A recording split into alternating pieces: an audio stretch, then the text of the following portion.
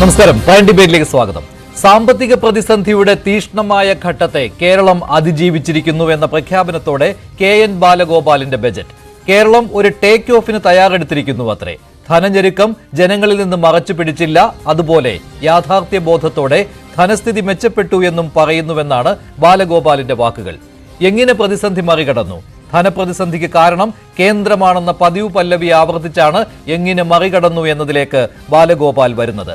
10ാം ധനകാര്യ കമ്മീഷന്റെ വിഹിതവും 15ാം കമ്മീഷൻ നൽകിയതും പോലെയുള്ള പതിവ് വാചക കസർത്തുകൾക്ക് ശേഷം നികുതിയേതര വരുമാനം കൂട്ടാൻ കഴിഞ്ഞത് പ്രതിസന്ധി മറികടക്കാൻ കാരണമെന്ന് അവകാശവാദം.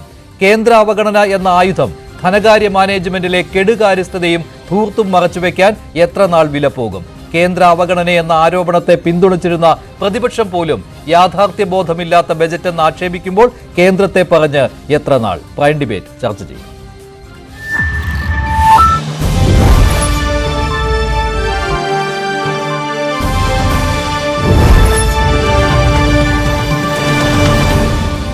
പ്രൈം ഡിബേറ്റിൽ സാമ്പത്തിക വിദഗ്ധ Mary George, advocate BN Haskar, Printu Mahadev, Vasanth Thengumpally എന്നിവർ ചേരുകയാണ്. ആദ്യം ശ്രീമതി മേരി ജോർജ്, ഈ വലിയ ഒരു ഘട്ടത്തിൽ നിന്ന് കരകയറി, അതായത് ധനപ്രതിസന്ധിയിൽ നിന്ന് കരകയറി എന്നാണ് KN ബാലഗോപാൽ ബജറ്റ് പ്രസംഗത്തിന്റെ ആദ്യ പേജിൽ തന്നെ പറയുന്നത്. എന്താണ് ആ ധനപ്രതിസന്ധി എന്ന് ചോദിക്കുമ്പോൾ അത് കേന്ദ്രത്തിന്റെ അവഗണന കാരണം ഉണ്ടായ ധനപ്രതിസന്ധിയാണ്. അതിൽ നിന്നുള്ള ഒരു തിരിച്ചുവരവാണ് സംസ്ഥാനം നടത്തിയിരിക്കുന്നത് എന്നാണ് ബാലഗോപാലിന്റെ വാക്കുകൾ സൂചിപ്പിക്കുന്നത്. ഇത് യാഥാർത്ഥ്യബോധത്തോടു കൂടി അദ്ദേഹം പറയുന്നതാണെന്ന് താങ്കൾക്ക് നിരീക്ഷണമുണ്ടോ?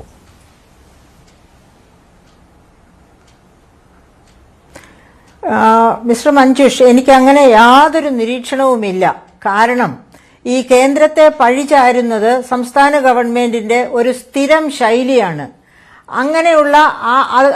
അങ്ങനെയാണ് ഈ ബജറ്റിന്റെയും തുടക്കം. ടേക്ക് ഓഫ് ചെയ്യുമെന്നുള്ളത് അദ്ദേഹത്തിന്റെ ഒരു സ്വപ്നമാണ്. ഇപ്പോഴത്തെ അവസ്ഥയിൽ പോയാൽ ടേക്ക് ഓഫ് ചെയ്യുകയല്ല, ലാൻഡിംഗ് ആയിരിക്കും, കൂടുതൽ ലാൻഡിംഗ് ആയിരിക്കും സംഭവിക്കാൻ പോകുന്നത് എന്ന് വേണം മനസ്സിലാക്കാനായിട്ട്. അപ്പോൾ എന്താണ് അദ്ദേഹത്തിന്റെ ഈ ടേക്ക് ഓഫ് കൊണ്ട് ഉദ്ദേശിക്കുന്നത്?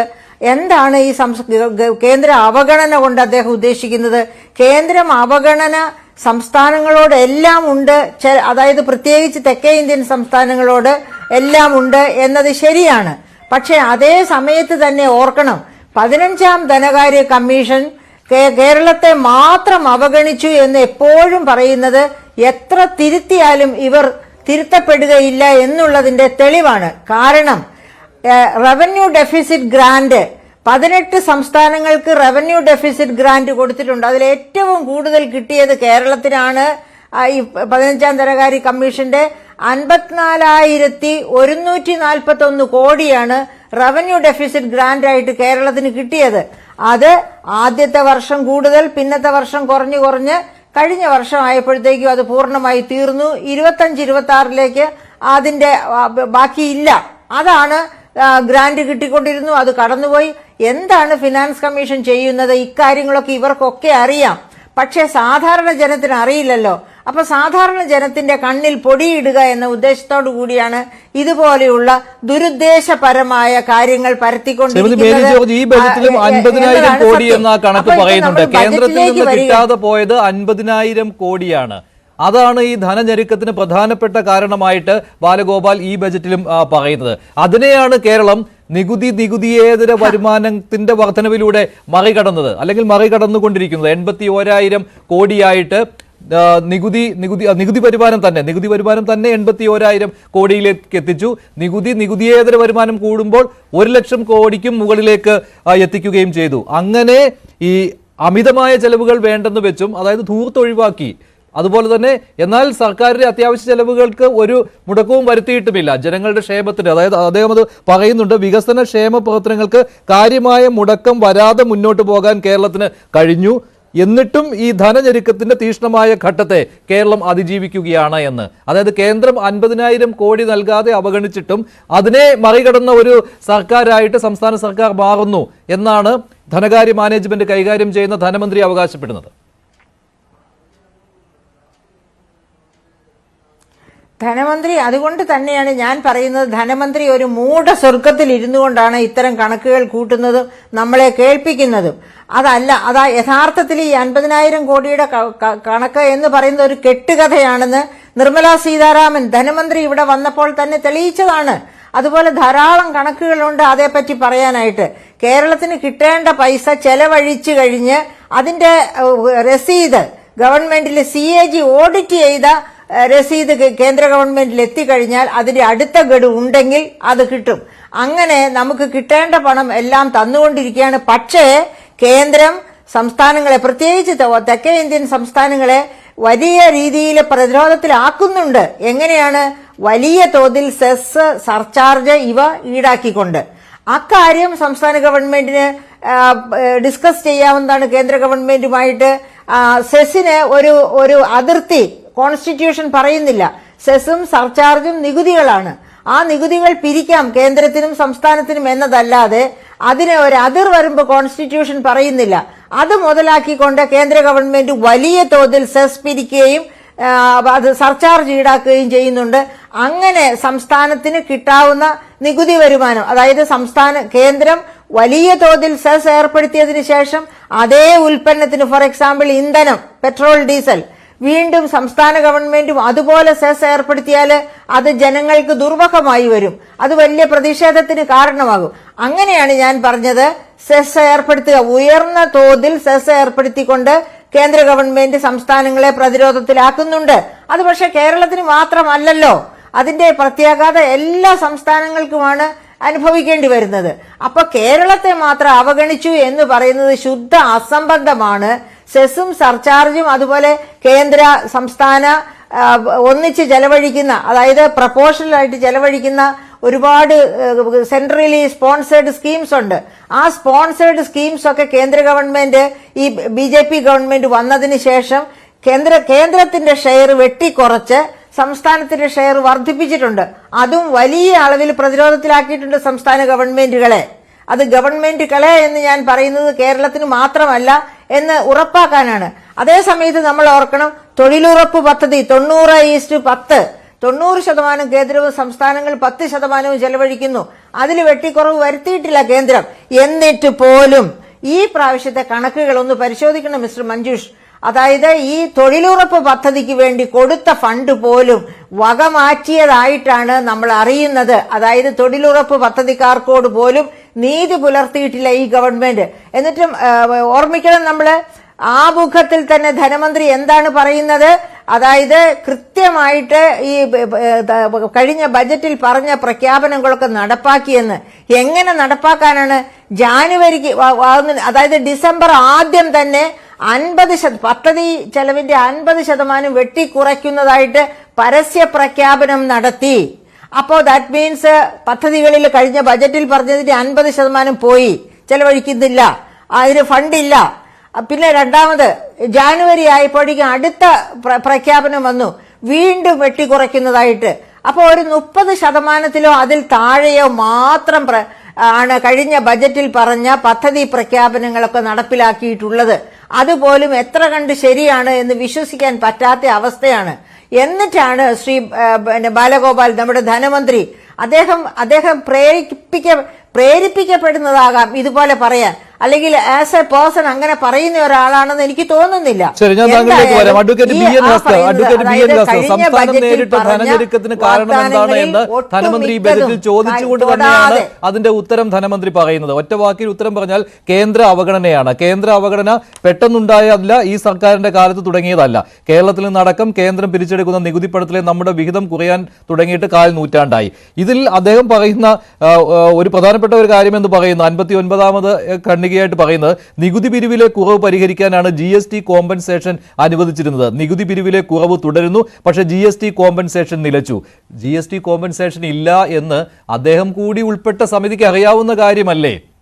ഇത് 3 വർഷങ്ങൾക്ക് മുൻപ് തന്നെ GST കോമ്പൻസേഷൻ സംസ്ഥാന സർക്കാരുകൾക്ക് ഇല്ല എന്നുള്ളതല്ലേ അഡ്വക്കേറ്റ് ബി എൻ ഖാസ്ക? അത് പിന്നെയും പറഞ്ഞ് കഴിഞ്ഞ 3 വർഷവും GST കോമ്പൻസേഷൻ കിട്ടിയില്ല എന്ന് ജനങ്ങളെ തെറ്റിദ്ധരിപ്പിക്കുന്നത് എന്തിനു വേണ്ടിയാണ്? ഇതൊരു ഉദാഹരണം മാത്രം ഞാൻ എടുത്ത് പറഞ്ഞതാണ് കേട്ടോ. മഞ്ജുഷ, 10 ധനകാര്യ കമ്മീഷൻ വളരെ കൃത്യമായിട്ട് നമ്മുടെ ഡിവിസിബിൾ ടാക്സ് പൂളിനെ സംബന്ധിച്ചിടത്തോളം 3.88 ആയിരുന്നത് 15ാം ധനകാര്യ കമ്മീഷനായത് 1.92 കുറയുന്ന കാഴ്ചയാണ് നാം കാണുന്നത്. അപ്പൊ സ്വാഭാവികമായി നമുക്ക് ലഭിക്കേണ്ട വരുമാനത്തെ സംബന്ധിച്ചിടത്തോളം കുറവ് വന്നിട്ടുണ്ട്.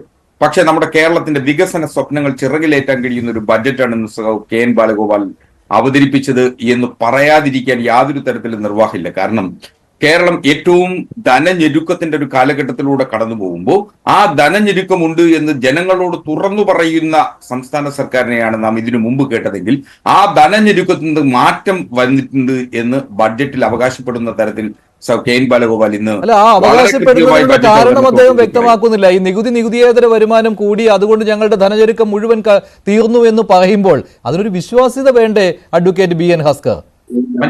അതിലേക്ക് ഏറ്റവും പരമപ്രധാനമായിട്ടുള്ളത് തനതു നികുതി വരുമാനം വർദ്ധിച്ചിട്ടുണ്ട് സംസ്ഥാനത്തിൻ്റെത്. അനാവശ്യ ചെലവുകൾ കുറയ്ക്കാൻ സംസ്ഥാന സർക്കാരിന് കഴിഞ്ഞിട്ടുണ്ട്. SOTR 47,640 കോടിയായിരുന്നത് ഇപ്പോൾ 81,000 കോടിയായി വർദ്ധിച്ചിരിക്കുന്നു എന്നുള്ളത് ചെറിയ കാര്യമല്ല. അപ്പൊ സ്വാഭാവികമായി സംസ്ഥാനത്ത് തനതു നികുതി വരുമാനത്തിൽ വന്നിട്ടുള്ള മാറ്റം, ആ മാറ്റത്തെയാണ് ഉൾക്കൊള്ളുന്നത്.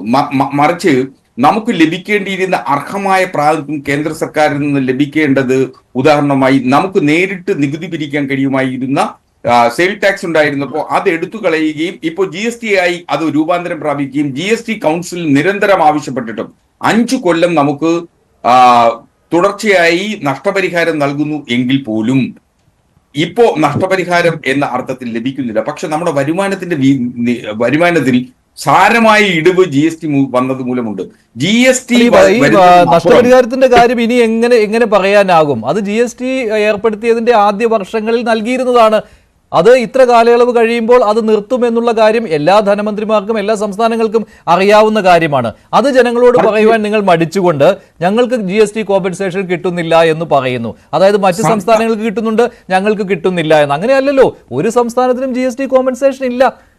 അല്ല, സംസ്ഥാനങ്ങൾക്ക് ലഭിക്കേണ്ട അല്ലെങ്കിൽ കേന്ദ്രം സംസ്ഥാനങ്ങൾക്ക് വേണ്ടി ഡിവൈഡ് ചെയ്ത് നൽകേണ്ടിയിരിക്കുന്ന നികുതിക്ക് പകരം സർചാർജും സെസ്സും ഏർപ്പെടുത്തിക്കൊണ്ട് കേന്ദ്രം നേരിട്ട് പണം പിരിച്ചെടുക്കുന്നു എന്നുള്ളതിനാണ് വലിയൊരു ആക്ഷേപം.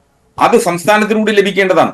നമ്മുടെ സംസ്ഥാനം ഒരു ഉപഭോഗ സംസ്ഥാനമാണ്. സ്വാഭാവികമായും സംസ്ഥാനത്തിൻ്റെതായ തനത് വരുമാന മാർഗങ്ങൾ, തനത് മേഖലകളിൽ നമുക്ക് ഊന്നൽ നൽകുന്ന ഒരു പ്രഖ്യാപനങ്ങൾക്ക് പരിമിതികളുണ്ട്. പക്ഷെ നാം ആ പരിമിതികളെ മറികടക്കുന്നു എന്നാണ് ഈ ബഡ്ജറ്റ് കാണിക്കുന്നത്. കാരണം മനുഷ്യ വിഭവ ശേഷിയിൽ ഊന്നിയ വികസന പദ്ധതികളാണ് സംസ്ഥാനം ഇപ്പോൾ ആസൂത്രണം ചെയ്തിട്ടുള്ളത്. ഉദാഹരണത്തിന് വിഴിഞ്ഞം പോലുള്ളൊരു പദ്ധതി, ആ സ്വപ്ന പദ്ധതിയെ സംബന്ധിച്ചിടത്തോളം അതിന് നിന്ന് ലഭിക്കാൻ കഴിയുന്ന വരും വർഷങ്ങളിലെ വരുമാനത്തെ ആശ്രയിക്കുന്നതിന് സംസ്ഥാന ഗവൺമെന്റിന് ഏതൊക്കെ തരത്തിൽ മനുഷ്യ വിഭവശേഷി അവിടെ കൂട്ടിയിണക്കാൻ കഴിയും എന്നുള്ളതിനെ സംബന്ധിച്ചുള്ള ഭാവനാത്മകമായിട്ടുള്ള ഒരു ബഡ്ജറ്റായിട്ടാണ് ഞാൻ ഇതിനെ കാണുന്നത്. 2, നമ്മുടെ ടൂറിസം സാധ്യതകളെ ഏതൊക്കെ തരത്തിൽ പരിപോഷിപ്പിക്കാൻ കഴിയും കേരളത്തെ സംബന്ധിച്ചിടത്തോളം അതിന്റെ ഏറ്റവും ഭാവനാത്മകമായ മറ്റൊരു പദ്ധതി, ഒരുപക്ഷെ കേരളത്തിന്റെ വികസനം അതുവഴി മാറ്റമുണ്ടാക്കാൻ കഴിയുന്ന ഒരു പദ്ധതിയാണ് K-Homes എന്ന് പറയുന്നത്. 5 കോടി രൂപയാണ് സംസ്ഥാന സർക്കാർ ഇപ്പൊ 3 സ്ഥലങ്ങളെ മാത്രം കേന്ദ്രീകരിച്ച്. അതൊക്കെ ബജറ്റിലെ പ്രഖ്യാപനങ്ങൾ മാത്രമാണ്. അതൊക്കെ എത്ര കണ്ട് പ്രാവർത്തികമാകും എന്നുള്ളത് മുൻ ബജറ്റുകളിലെ അനുഭവത്തിന്റെ വെളിച്ചത്തിൽ സംശയകരം എന്ന് മാത്രമേ പറയുവാൻ കഴിയുകയുള്ളൂ. പ്രഖ്യാപനങ്ങൾ മാത്രമാണ് ബാക്കിയുള്ളവയെല്ലാം. അത് മാത്രമല്ല, കഴിഞ്ഞ സാമ്പത്തിക വർഷം തന്നെ ഇവിടെ ശ്രീമതി മേരി ജോർജ് അതിന്റെ കണക്കുകൾ സൂചിപ്പിക്കുകയും ചെയ്തു. പദ്ധതി വിഹിതത്തിൽ എത്ര കണ്ട് വെട്ടിക്കുറയ്ക്കലുകളാണ് ഇതിനകം വന്നു കഴിഞ്ഞത് എന്ന്. ഞാൻ താങ്കളിലേക്ക് വരാം. ശ്രീ വസന്ത് തെങ്ങുംപള്ളി, നിങ്ങൾ ഈ കേന്ദ്ര അവഗണനയെക്കുറിച്ച് എന്താണോ സർക്കാരിന്റെ നിലപാട് അതിന് പൂർണ്ണ പിന്തുണ നൽകുന്നവരാണ്. അങ്ങനെയെങ്കിൽ കേന്ദ്ര അവഗണനയാണ് സംസ്ഥാനത്തിന്റെ ധനഞെരുക്കത്തിന് കാരണം എന്ന് ധനമന്ത്രി പറഞ്ഞുകൊണ്ട് ആ കേന്ദ്ര അവഗണനയെ സമർത്ഥമായി മറികടന്നു എന്ന് അദ്ദേഹം അവകാശപ്പെടുമ്പോൾ അതിനെ യാഥാർത്ഥ്യബോധമില്ലാത്ത ബജറ്റ് എന്ന് നിങ്ങൾക്ക് എങ്ങനെ വിശേഷിപ്പിക്കാൻ കഴിയും? അല്ല, നോക്കൂ ശ്രീ മഞ്ജുഷ്, കഴിഞ്ഞ കേന്ദ്ര ബഡ്ജറ്റിനെ നമ്മൾ ഡൽഹി ബീഹാർ ബഡ്ജറ്റ് എന്ന് വിളിച്ചെങ്കിൽ ഇവരുടെ എല്ലാ പദ്ധതികളും K കൂട്ടിയാണ്. K phone, K rail, K store എന്നൊക്കെയാണ്. ഇതൊരു കോ ബഡ്ജറ്റാണ്. ഈ കോ ബഡ്ജറ്റിന്റെ സമ്പൂർണ്ണ രൂപം എന്താണെന്ന് വെച്ചാൽ കൊട്ടാരക്കര കൊല്ലം കൊലച്ചതി ബഡ്ജറ്റാണിത്. ഇതൊരു കോ ബഡ്ജറ്റാണ്. ഒന്ന് കൊട്ടാരക്കരയ്ക്കും കൊല്ലത്തിനും കൊടുത്തതല്ലാതെ വേറെ ആർക്കും ഒന്നും ഈ ബഡ്ജറ്റിൽ കൊടുത്തിട്ടില്ല. 2, സാധാരണക്കാരന് വിഷം വാങ്ങി കഴിക്കാൻ പോലും, നഞ്ചു മേടിച്ച് കഴിക്കാൻ പോലും പണമില്ലാത്ത സമയത്ത് അവന് മേൽ ഇടുത്തി പോലെ കൊലച്ചതി നടത്തിയ ഒരു ബഡ്ജറ്റാണ് ഈ ബഡ്ജറ്റ് എന്ന് പറയാതിരിക്കാൻ പറ്റില്ല. ഇനി അങ്ങയുടെ ചോദ്യത്തിലേക്ക്, എന്താണ് കേന്ദ്ര അവഗണനയെ ഞങ്ങൾ അംഗീകരിക്കുന്നില്ലേ? ഉണ്ട്. കഴിഞ്ഞ ബഡ്ജറ്റും അതിന് മുമ്പത്തെ കേന്ദ്ര ബഡ്ജറ്റുകളും, ഒരെണ്ണം ബീഹാർ ബഡ്ജറ്റും മറ്റേത് ഡൽഹി ബഡ്ജറ്റുമായിരുന്നു എന്നതിൽ ഞങ്ങൾക്ക് സംശയമില്ല. കേരളം മാത്രമല്ല, BJPക്ക് വലിയ സ്വാധീനമില്ലാത്ത, വലിയ സ്വീകാര്യത നൽകാത്ത സംസ്ഥാനങ്ങൾക്ക് ഒരു അവഗണന കേന്ദ്രത്തിന്റെ ഭാഗത്ത് നിന്ന് ഉണ്ടാവുന്നുണ്ട്.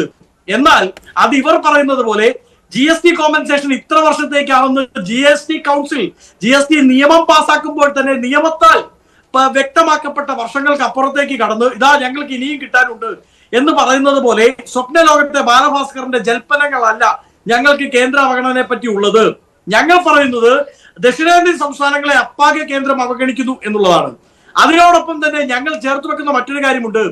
കേന്ദ്രം അവഗണിക്കുന്നു എന്ന് പറഞ്ഞാൽ ഒരു വീട്ടിൽ അപ്പനും മകനും ഉണ്ട്, രണ്ടുപേരും ജോലി ചെയ്യുന്നവരാണ്. അപ്പൻ ജോലിക്ക് പോയി തിരിച്ചു വന്ന് കുടുംബം നോക്കുന്നില്ല എന്ന് പറഞ്ഞ് മകൻ പറയാണ് അപ്പൻ കുടുംബം നോക്കുന്നില്ലല്ലോ, ഞാൻ കുടുംബം നോക്കണ്ട എന്ന് പറഞ്ഞാൽ അയാളുടെ ഉത്തരവാദിത്തത്തിൽ നിന്ന് ഒളിച്ചോടാൻ പറ്റുമോ? കഴിഞ്ഞ CNTG റിപ്പോർട്ട് 78,000 കോടി രൂപ പിരിച്ചെടുക്കാനുണ്ട് സംസ്ഥാന സർക്കാർ. അതിൽ 760 പരം കോടി രൂപ ബാർ മുതലാളിമാരിൽ നിന്ന് പിടിച്ചെടുക്കാനുള്ള TOT ആണ്, ടാക്സ് ഓൺ ടേൺ ഓവർ. ഇതുപോലെ കോറി മുതലാളിമാരിൽ നിന്ന്, വൻകിട ഫ്ളാറ്റ് സമുച്ചയം നിർമ്മിക്കുന്നവരിൽ നിന്നൊക്കെ പിരിച്ചെടുക്കാൻ കോടികൾ മിച്ചം കിടക്കുമ്പോഴാണ് ഇവർ കേന്ദ്രം ഞങ്ങൾക്ക് തരുന്നില്ല എന്ന് പറയുന്നത്. കേന്ദ്രം തരേണ്ട എത്രയാണ് ശ്രീ ഹസ്കർ? അല്ല, 4 വർഷം കൊണ്ട് 70%. അല്ല, അതിൽ തെറ്റുണ്ട്. നികുതി വരുമാനത്തിലെ വർധനവ് എന്നുള്ളത് നമ്മൾ കണക്കുകൾ മുന്നിലുണ്ട്. 81,000 കോടി രൂപയായി വർദ്ധിപ്പിക്കാൻ നമുക്ക് കഴിയും എന്നുള്ളതാണ്. അതായത് ഈ നടപ്പ് സാമ്പത്തിക വർഷമാണല്ലോ 2024-25, അതായത് 2 മാസം കൂടി ബാക്കിയുണ്ട്. 81,000 കോടി രൂപയായിട്ട് നികുതി വരുമാനം വർദ്ധിപ്പിക്കുവാൻ കഴിയുമെന്നാണ്. അതായത് 4 വർഷം കൊണ്ട് എത്രയാണ്? 70% വർധനവാണ്. പഴയ കണക്കെന്ന് പറയുമ്പോൾ 2020-21 47,660 കോടിയിൽ നിന്നാണ് 81,000 കോടിയായിട്ട് നികുതി വരുമാനത്തിലുള്ള വർധനവായിട്ട് കണക്കാക്കപ്പെടുന്നത്. അപ്പോൾ നികുതി പിരിച്ചിട്ടില്ല എന്ന് പറയുന്നതിന് അത് അംഗീകരിക്കാൻ കഴിയുകയില്ല. CNTGയുടെ റിപ്പോർട്ടാണ് ഞാൻ ഉദ്ധരിക്കുന്നത്. അതിൽ പ്രശ്നമുണ്ടെങ്കിൽ ഇവർ CNTGക്കെതിരെ നിയമ നടപടികൾ സ്വീകരിക്കട്ടെ. ഇവർ പറയുന്ന എല്ലാ കണക്കും അപ്പാടെ വിഴുങ്ങാനാണോ ഇവിടുത്തെ പ്രതിപക്ഷവും മാധ്യമങ്ങളും നിലകൊള്ളുന്നത്? അല്ലല്ലോ. നോക്കൂ, ഇവർ പറയുന്നു ലൈഫ് മിഷനിൽ ഞങ്ങൾ ഒരുപാട് വീട് പണിതു എന്ന് പറഞ്ഞ് ഇവർ കണക്ക് പറയുന്നില്ലേ? UDFന്റെ കാലത്ത് ലൈഫ് മിഷൻ എന്നൊരു പേരില്ലായിരുന്നു. പക്ഷെ 2011-2016 സംസ്ഥാന സർക്കാരിന്റെ നേതൃത്വത്തിൽ പണിത വീടുകൾ 4,37,000 ആണ് സംസ്ഥാന സർക്കാരിന്റെ പ്രൊജക്റ്റിൽ. എന്നാൽ ഇവർ വന്നു 2016-2025 9 വർഷത്തിൽ ഇവർ പറഞ്ഞത് എത്രയാണ്? 4,24,000 വീടുകൾ. അപ്പോ 5 വർഷം കൊണ്ട് ഞങ്ങൾ പണിതതിന്റെ അറ്റത്ത് പോലും എത്താൻ 9 വർഷം കൊണ്ട് ഇവർക്ക് പറ്റിയില്ല. പക്ഷേ ഇവരെന്ത് ചെയ്തു? ഒരു പേരിട്ടു, ലൈഫ് മിഷൻ. അത് PR എക്സസൈസിന്റെ ഭാഗമാണ്. അങ്ങനെ PR എക്സസൈസിന്റെ ഭാഗമായി ഒരുപാട് കണക്കുകൾ ഇവർ ഉണ്ടാക്കുന്നുണ്ട്. ഇന്ന് ഇവർ പറഞ്ഞില്ലേ കിഫ്ബിയെ ഞങ്ങൾ എന്ത് ചെയ്യുന്നു? കിഫ്ബി ഒരു വരുമാന മാർഗമാക്കാൻ പോകുന്നു. അതാണ് കഴിഞ്ഞ ആഴ്ചകളിൽ ഉണ്ടായത്. ടോൾ എന്ന പേര് മാറ്റി യൂസർ ഫീ, യൂസർ ഫീ എന്നുകൂടി ആക്കിയാൽ മതി. യൂസർ ഫീ എന്നൊരു ഓവന് പേരിട്ട് ഇവർ ജനത്തിന്റെ പോക്കറ്റ് കൊള്ളയടിക്കാണ്, വട്ടിപ്പലശക്കാരന്റെ ഇതോടുകൂടി. ഞാൻ ചോദിക്കട്ടെ ശ്രീ മഞ്ജുഷ്, കേന്ദ്രം പരിസ്ഥിതി മലിനീകരണവുമായി ബന്ധപ്പെട്ട് ഇലക്ട്രിക് വെഹിക്കിളുകളുടെ വില കുറയ്ക്കാൻ വേണ്ടി അതിന്റെ ബാറ്ററിയുടെ മേലുള്ള ടാക്സ് കുറയ്ക്കുന്നു, ലിഥിയം അടക്കമുള്ള കാര്യങ്ങളിൽ. അതൊരു നല്ല ഇനിഷ്യേറ്റീവാണ്. ഇനി വരുന്ന കാലം ഇലക്ട്രിക് യുഗമാണ് എന്ന് ലോകം തന്നെ അംഗീകരിച്ച് നിൽക്കുകയാണ്. പക്ഷേ അതിന്റെ ഗുണം കേരളത്തിലെ ജനങ്ങൾക്ക് ഉണ്ടാവരുത് എന്നുള്ള വാശിയോടുകൂടി ഇലക്ട്രിക് വാഹനങ്ങളുടെ എന്ത് കൂട്ടുന്നു? ടാക്സ്, ഇലക്ട്രിക് വാഹനങ്ങളിൽ നിന്ന് കിട്ടാനുള്ള എമൗണ്ട് സംസ്ഥാന സർക്കാർ കൂട്ടുകയാണ്. അതായത് കേന്ദ്ര ബഡ്ജറ്റോട് കൂടി കുറയേണ്ടിയിരുന്ന ഒരു വില സംസ്ഥാന ബഡ്ജറ്റോട് കൂടി കുറയുന്നില്ല എന്ന് മാത്രമല്ല, നിലവിലുള്ളതിനേക്കാൾ കൂടാൻ പോവുകയാണ്. പിന്നെ എന്ത് വിഷണറിയാണ് ഇവർ പറയുന്നത്? രണ്ട് അങ്ങ് തന്നെ സൂചിപ്പിച്ചൊരു കാര്യമുണ്ട്. എന്താണ്? ഹോം 5 കോടിയാണ് മാറ്റി വെച്ചേക്കുന്നത്. എന്തിനാ 5 കോടി? 5 കോടി ഈ സംസ്ഥാനത്തുള്ള വീടുകൾ റെന്റിനെടുക്കാൻ വേണ്ടിയല്ല, സാധ്യതാ പഠനത്തിന് വേണ്ടിയാണ്. അതൊക്കെ നടക്കാൻ പോകുന്ന കാര്യങ്ങളാണ്. ചിലപ്പോൾ നടന്നേക്കില്ല. അതൊക്കെ പ്രഖ്യാപനങ്ങൾ മാത്രമാണ്. അത് വെറുതെ ചർച്ച ചെയ്ത് നമ്മൾ സമയം കളയേണ്ട ആവശ്യമില്ല. ശ്രീ പ്രിന്റു മഹാദേവ്, നികുതി വിഹിതവും കടം വാങ്ങുവാനുള്ള അവകാശവും കേന്ദ്രം വെട്ടിക്കുറച്ചതാണ് കുടിശ്ശിക ഉണ്ടാകാൻ, അത് പല കാര്യങ്ങളിലെ കുടിശ്ശിക വരാൻ കാരണമായിട്ട് ധനമന്ത്രി പറയുന്നത്. അത് മനസ്സിലാക്കി സർക്കാരിനോട് സഹകരിക്കുകയാണ് ശമ്പളം വാങ്ങുന്ന ജീവനക്കാർ എന്ന് പോലും അദ്ദേഹം പറഞ്ഞു വെക്കുന്നുണ്ട്. അതായത് ഈ സർക്കാർ ജീവനക്കാരുടെയും ഒക്കെ കുടിശ്ശിക കൊടുത്തു തീർക്കാൻ പറ്റാത്തതും കേന്ദ്രത്തിന്റെ അവഗണന കാരണമെന്നാണ്. അവിടെയാണല്ലോ ഈ 50,000 കോടിയുടെ കണക്ക് കൃത്യമായിട്ട് മുന്നോട്ട് വെക്കുകയാണ് ധനമന്ത്രി. അത് കുറച്ച് മാസങ്ങളായിട്ട് തന്നെ ഈ കണക്കുമായിട്ട് വരുന്നതാണ്. നേരത്തെ 58,000 കോടി വരെ ഈ കണക്ക് പോയതാണ്. ഇതിന് കൃത്യമായിട്ട് കേന്ദ്രം മറുപടി നൽകിയിട്ടില്ല. കേന്ദ്രത്തിന്റെ കണക്ക് വിശ്വസനീയമല്ല എന്നാണ് ഇപ്പോഴും ധനമന്ത്രി പറയുന്നത്. അല്ല, നട്ടാൽ നുണയ്ക്കാത്ത ഈ നുണപ്രചരണവുമായിട്ട് പിണറായി വിജയനും ഇന്ന് ആദരണീയനായിട്ടുള്ള ധനകാര്യമന്ത്രി നിയമസഭയിലും ഈ കള്ളം പറഞ്ഞുകൊണ്ടാണ് ഇന്ന് ബഡ്ജറ്റ് ആരംഭിച്ചത്. അദ്ദേഹം പറഞ്ഞ ഈ ടേക്ക് ഓഫ് സത്യത്തിൽ കേരളത്തെ അറബിക്കടലിൽ മുക്കി കൊല്ലുന്നതിന് വേണ്ടിയുള്ള ഒരു ടേക്ക് ഓഫ് ആയിട്ടാണ് ഞങ്ങൾ ഇതിനെ കാണുന്നത്. കാരണം നമുക്കറിയാം, കഴിഞ്ഞ ഒരു കേരളത്തിന്റെ ഒരു ചരിത്രത്തിൽ തന്നെ 10 വർഷം കൊണ്ട് ഏറ്റവും അധികം പണം കേന്ദ്രം കേരളത്തിന് കൊടുത്തത് മോഡി സർക്കാർ വന്നതിന് ശേഷമാണ്. നിങ്ങൾ പരിശോധിച്ചു കഴിഞ്ഞാൽ 2,26,000 കോടി രൂപയാണ് പദ്ധതിയേതര നികുതി ഇനത്തിൽ കേരള സർക്കാരിന് 10 വർഷം കൊണ്ട് നരേന്ദ്രമോദി സർക്കാർ നൽകിയിട്ടുള്ളത്. ഈ കണക്കൊന്നും ഒരു സ്ഥലത്തും ഈ ധനകാര്യമന്ത്രി പറയുന്നില്ല. രണ്ടാമത്, ആദരണീയനായിട്ടുള്ള നമ്മുടെ ധനകാര്യ വിദഗ്ധ പറഞ്ഞതുപോലെ ഈ 15ാം ധനകാര്യ കമ്മീഷൻ ഏറ്റവും കൂടുതൽ പണം കൊടുത്ത സംസ്ഥാനം എന്ന് പറയുന്നത് BJP ഭരിക്കുന്ന ഗുജറാത്തിനോ മഹാരാഷ്ട്രയ്ക്കോ ഒന്നുമല്ല, കേരളത്തിനാണ്. 55,000 കോടി രൂപ കൊടുത്തത്. നമുക്കറിയാലോ, നമ്മളെ ഈ പറയുന്ന റവന്യൂ കമ്മി നികത്തൽ ഗ്രാന്റ് പ്രകാരം കൊടുത്തത് 55,000 കോടി രൂപയാണ്. എല്ലാ അർത്ഥത്തിലും കേന്ദ്രം നല്ല രീതിയിൽ സംസ്ഥാനത്തെ സഹായിച്ചിട്ടുണ്ട്. പക്ഷെ ചില കാര്യങ്ങളിൽ കേന്ദ്രം ചില നിയന്ത്രണങ്ങൾ കൊണ്ടുവന്നു എന്നുള്ളത് സത്യമാണ്. നമ്മൾ മനസ്സിലാക്കണം, CAG റിപ്പോർട്ട് പ്രകാരം കേരളത്തിന്റെ കടബാധ്യത എന്ന് പറയുന്നത് 4,15,000 കോടി രൂപയാണ്. നമ്മൾ മനസ്സിലാക്കണം, ഈ സർക്കാർ അധികാരത്തിൽ എത്തുന്നതിനേക്കാൾ മുമ്പ് 2,16,000 കോടി രൂപയാണ്. കൊണ്ട് 2,16,000 കോടി രൂപയുടെ ബാധ്യതയാണ് ഈ സർക്കാർ ഉണ്ടാക്കി. 29% മാത്രമാണ് നമുക്ക് ആഭ്യന്തരമായിട്ടുള്ള ബാധ്യത ഉണ്ടാകേണ്ടത്. എന്നാൽ കേരളത്തിന്റെ ബാധ്യത എന്ന് പറയുന്നത് 39%. അപ്പൊ അങ്ങനെയുള്ള ചില കാര്യങ്ങളിൽ കൃത്യമായി കേന്ദ്രം നിയന്ത്രണം കൊണ്ടുവരുന്നുണ്ട്. കാരണം ലോകത്തിൽ തന്നെ മാതൃകയായിക്കൊണ്ട് ഒരു 3ാമത്തെ സാമ്പത്തിക ശക്തിയായിട്ട് ഭാരതം മാറുന്ന സമയത്ത് ധൂർത്ത് നടത്തുന്ന ഒരു സംസ്ഥാനത്തെ നിയന്ത്രിക്കാനുള്ള ചില ചട്ടങ്ങൾ കേന്ദ്ര സർക്കാർ നടപ്പിലാക്കുന്നുണ്ട്. അത് കേന്ദ്ര സർക്കാരല്ല, ധനകാര്യ കമ്മീഷനാണ്. ഇവിടെ നമുക്കറിയാലോ, കൃത്യമായിട്ടുള്ള ചില നിയതമായിട്ടുള്ള ആർട്ടിക്കിൾ 280 പ്രകാരം സംസ്ഥാനവും കേന്ദ്രവും തമ്മിലുള്ള ബന്ധങ്ങൾ, ധനകാര്യപരമായിട്ടുള്ള ബന്ധങ്ങളെ കുറിച്ച് കൃത്യമായിട്ട് വീക്ഷിക്കുന്നുണ്ട്. അവിടെയുള്ള നിയന്ത്രണങ്ങൾ നടത്തുമ്പോൾ കേന്ദ്രം ഇങ്ങനെ പിരിമുറുക്കുന്നു എന്ന് പറയുന്നതിന്റെ അർത്ഥം എനിക്ക് മനസ്സിലാവുന്നില്ല. ഇവിടെ സത്യത്തിൽ ഈ കേരളത്തിലെ 2.5 മണിക്കൂർ കൊണ്ട് കേരളത്തിലെ ജനങ്ങളെ പച്ചയ്ക്ക് വഞ്ചിക്കുന്ന ഒരു ബഡ്ജറ്റാണ് അദ്ദേഹം അവതരിപ്പിച്ചിട്ടുള്ളത്. നിങ്ങൾ ആ പദ്ധതികൾ തന്നെ നോക്കൂ. ആ പദ്ധതികളിൽ തന്നെ 70% പദ്ധതികളുടെയും പദ്ധതി വിഹിതം 1 കോടിക്കും 5 കോടിക്കും ഇടയിലാണ്. ഒരു സംസ്ഥാന സർക്കാർ അവതരിപ്പിക്കുന്ന 70% പദ്ധതികളിലും 1 കോടിയും 5 കോടിയുമാണ് ഈ പദ്ധതി വിഹിതം. അപ്പൊ എന്തിനാണത്? ഈ പഠനം നടത്താൻ വേണ്ടി മാത്രമാണ് 70% പദ്ധതികൾ. ബാക്കിയുള്ള പദ്ധതികൾ നോക്കൂ. കേന്ദ്ര സർക്കാരിന്റെ ചുവട് പിടിച്ചുകൊണ്ട് കേന്ദ്ര സർക്കാർ കേരളത്തിൽ നടപ്പിലാക്കുന്ന പദ്ധതിയേറെ പദ്ധതികളുടെ ഭാഗമായിക്കൊണ്ട് അതിനുള്ള ചെറിയൊരു സഹായം എന്ന രീതിയിലാണ് അത് ഈ പദ്ധതി വിഹിതങ്ങൾ മാറ്റിവെച്ചിട്ടുള്ളത്. അല്ലാതെ സൂക്ഷ്മാർത്ഥത്തിൽ നോക്കുന്ന സമയത്ത് കേരളത്തിലെ വികസനത്തിന്റെ ഉതകുന്ന രീതിയിലുള്ള എന്ത് തരത്തിലുള്ള വികസനമാണ് ഈ ബഡ്ജറ്റിലൂടെ പുറത്തു കൊണ്ടുവരുന്നത്? ഇപ്പൊ നിങ്ങൾ നോക്കി, കേന്ദ്രം അവതരിപ്പിച്ച ബഡ്ജറ്റിനെ കുറിച്ച് ഇവിടെ പല രീതിയിലുള്ള വിമർശനങ്ങൾ ഉണ്ടായല്ലോ. പ്രത്യേകിച്ച് സ്ത്രീകൾ, യുവാക്കൾ, മധ്യവർഗത്തിൽപ്പെട്ട ആളുകൾ, കർഷകർ, ഈ 4 പിൽ പോയിന്റുകളെ കേന്ദ്രീകരിച്ചുകൊണ്ടാണ് കേന്ദ്രത്തിന്റെ ബഡ്ജറ്റ് ഉണ്ടായിട്ടുള്ളത്. ഇവിടെ സംസ്ഥാന സർക്കാരിന്റെ ബഡ്ജറ്റിനകത്ത് യുവജന ക്ഷേമത്തെ കുറിച്ച് പറയുന്നുണ്ടോ?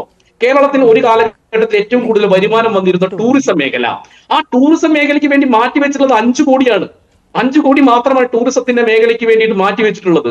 ഒരു കാലഘട്ടത്തിൽ ലോകം തന്നെ കേരളത്തിന്റെ ടൂറിസം മോഡലിനെ കേന്ദ്രീകരിച്ചായിരുന്നു. കോവളം മോഡൽ, അത് വലിയൊരു മോഡലായിരുന്നു. ശരി, മാറ്റിവെക്കുന്ന വിഹിതത്തിലൊക്കെ ഏറ്റക്കുറച്ചിലുണ്ടാവും. അത് മാത്രമല്ല, പൂർണ്ണമായിട്ടും ധനപ്രതിസന്ധിയിൽ നിന്ന് സംസ്ഥാന സർക്കാർ കരകയറിയിട്ടില്ല.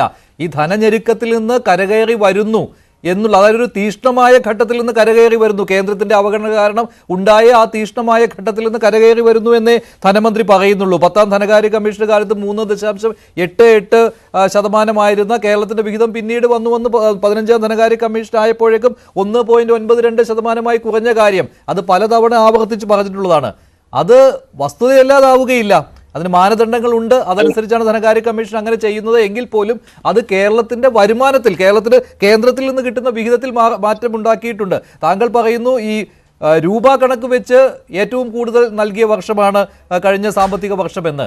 അത് പക്ഷേ കേന്ദ്രത്തിന്റെ വരുമാനവും അതനുസരിച്ച് കൂടുകയാണല്ലോ. അതനുസരിച്ചപ്പോൾ വിഹിതം നൽകുമ്പോൾ ഇതിനേക്കാൾ കൂടുതൽ തുക കിട്ടേണ്ടതാണ്. അവിടെയാണ് ഈ 50,000 കോടിയുടെ കുറവ് എന്ന് സംസ്ഥാനം പറയുന്നത് കേട്ടോ.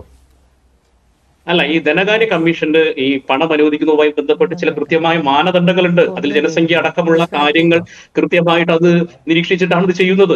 അതുകൊണ്ട് തന്നെ ഇപ്പൊ നോക്കൂ, ഈ കേരളത്തിൽ ഈ നിങ്ങളെല്ലാവരും ഈ നമ്മുടെ കേന്ദ്രമന്ത്രി ജോർജ് കുര്യൻ പറഞ്ഞ ഒരു പ്രസ്താവനയെ വളച്ചൊടിച്ചുകൊണ്ട് അദ്ദേഹത്തിനെ വലിയ രീതിയിൽ കേരളത്തിൽ ആക്രമിച്ചു. പക്ഷെ അദ്ദേഹം പറഞ്ഞ സത്യസന്ധമായ ഒരു കാര്യം തന്നെയാണ് ഇന്ന് നിയമസഭയ്ക്കൊക്കെ കൃത്യമായിട്ട് നമ്മുടെ ധനകാര്യമന്ത്രി പറഞ്ഞു. അദ്ദേഹം പറഞ്ഞു കേരളത്തിലെ 2030 60% കേരളത്തിലെ ഗ്രാമീണ മേഖല നഗരവൽകൃതമായി കഴിയും. അപ്പൊ അതിനർത്ഥം എന്താണ്?